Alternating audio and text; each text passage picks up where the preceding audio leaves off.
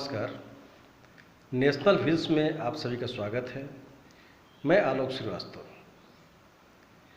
प्रवासी मजदूरों को लेकर भारत सरकार और राज्य की सरकारें काफ़ी गंभीर हैं, संजीदा हैं। सभी राज्य की सरकारें भारत सरकार के सहयोग से अपने मजदूरों को अपने गांव तक पहुंचाने के लिए प्रयत्नशील हैं।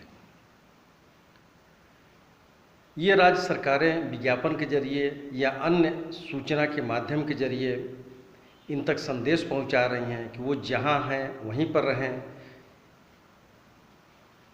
सड़क पर पैदल, साइकिल से, बाइक से या निजी साधन से गांव की ओर न कूच करें, यह खतरनाक हो सकता है।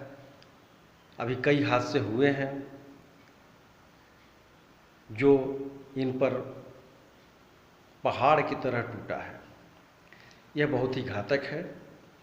इसके बावजूद मजदूरों का निकलना, अपने गांव की ओर पैदल चलना लगातार जारी है, जिससे महिलाएं भी हैं, छोटे छोटे बच्चे भी हैं।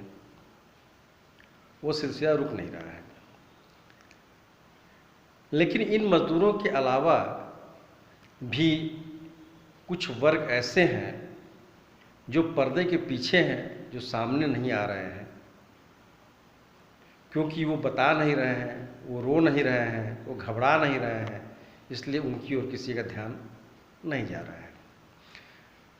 आइए कुछ ऐसे ही वर्ग की हम चर्चा करते हैं। पहला तो है वकील। जो नए वकील हैं, जिनकी प्रैक्टिस 1, 2, 3, 4, 5 साल की है, वो अपने सीनियर के अंडर में काम करते हैं। सीनियर उन्हें कुछ दे देता है, इससे उनका खर्च चलता रहता है, क्योंकि उन्हें बहुत कुछ सीखना है। लेकिन लगातार कोर्ट के बंद होने से उन्हें कोई काम नहीं मिल पा रहा है। सीनियर कुछ पैसा ज़रूर दे दे रहे हैं कई सीनियर, लेकिन इससे उनका खर्च चलना मुश्किल हो रहा है। इसके अलावा कुछ मुंशी हैं। जब कोर्ट चलता रहता है तो इन्हें आमदनी होती है और परिवार का भरण पोषण होता रहता है। लेकिन कोर्ट न चलने के कारण इनके खर्च चलाना बहुत ही मुश्किल हो रहा है। कुछ वकील जरूर पैसा दे रहे हैं, लेकिन उससे इनका खर्च परिवार का नहीं चल पा रहा है। इसके लिए कोर्ट का चलना बहुत ज़रूरी है, तभी धन का अर्जन अधिक से अधिक हो पाएगा। Bar council of Uttar Pradesh ने निर्णय लिया था कि वकीलों और मुंशियों को कुछ धन देने की व्यवस्था की जाएगी, लेकिन काफ़ी जद्दोजहद के बाद धन तो मिला, लेकिन 2000 रुपये। इस 2000 रुपये से खर्च 2 महीने का नहीं चल सकता, ये सभी को जानते हैं। लेकिन ये कुछ बोल नहीं सकते, क्योंकि वकील हैं, वकील साहब हैं, रो नहीं सकते, दूसरा सुना नहीं सकते। इसके अलावा इंजीनियरिंग के छात्र हैं, मैनेजमेंट के छात्र हैं, जो काफ़ी धन खर्च करके निजी इंजीनियरिंग कॉलेजों या निजी प्रबंधन संस्थानों से इंजीनियरिंग और MBA किए हैं।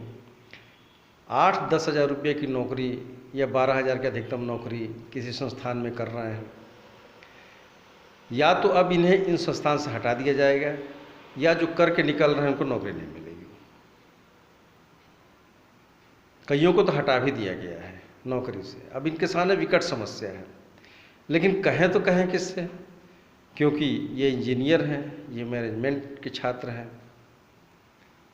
ये रो नहीं सकते, ये किसी को दुखड़ा सुना नहीं सकते हैं। तीसरा वर्ग है व्यापारियों का। बड़े व्यापारी तो किसी तरीके से अपना काम चला ले रहे हैं, लेकिन जो छोटे किस्म के व्यापारी हैं, वो पिछले 2 महीने से इनका कोई व्यापार नहीं हुआ है। ये जो जमा पूंजी है वही खा रहे हैं। अब हालत ये है कि 2 महीने के बाद इनके पास वो भी बचने की नौबत नहीं है। लेकिन ये भी कुछ कह नहीं सकते हैं, रो नहीं सकते हैं, पीड़ा व्यक्त नहीं कर सकते हैं, क्योंकि ये व्यापारी हैं, क्योंकि ये समाज में एक सम्मानजनक स्थान है। एक बार यह भी है पत्रकारों का, जो ऊंचे पद पर बैठे हैं वो तो ठीक है, उनको कुछ न कुछ पैसा मिल जा रहा है या ठीक ठाक पैसा मिल जा रहा है। लेकिन जो नीचे के स्तर पर हैं वो कहने को तो पत्रकार हैं, समाज में बहुत अच्छा सम्मानजनक स्थान है, लेकिन दिक्कत उनके सामने भी है कि कई संस्थान तो ऐसे भी हैं जो सैलरी ही नहीं दिए हैं, या दिए हैं तो आधी सैलरी दिए हैं। अब उनके सामने भीषण समस्या है कि खर्च कैसे चलाएं। एक तो पहले से ही तनख्वाह कम, ऊपर से या तो मिली नहीं या तो आधी मिली। तो ऐसे में उनके सामने भी भीषण समस्या पैदा हो गई है। लेकिन कहें तो कैसे कहें, क्योंकि वो पत्रकार हैं, समाज में सम्मानित स्थान है, वो रो नहीं सकते, किसी से अपना दुख व्यक्त नहीं कर सकते। ऐसे समाज में बहुत से तबके हैं जो काफ़ी पीड़ा में जीवन व्यतीत कर रहे हैं पिछले 2 माह से। सिर्फ मजदूर ही पीड़ित नहीं है, वो भी पीड़ित हैं जो अपनी पीड़ा अब तक व्यक्त नहीं किए हैं। इसलिए सरकार को चाहिए कि मजदूरों पर ध्यान दे, अवश्य दे, उनको गांव तक पहुंचाए, उनकी सारी दुख दर्द को हरने की कोशिश करे, लेकिन इन तबकों पर भी ध्यान दे जो पर्दे के पीछे हैं, जो अपनी पीड़ा व्यक्त नहीं कर रहे हैं। सरकार को चाहिए कि इन तबकों की पहचान करें, इनकी भी पीड़ा हरने का प्रयास करें, तभी सबका साथ, सबका विकास संभव है। धन्यवाद।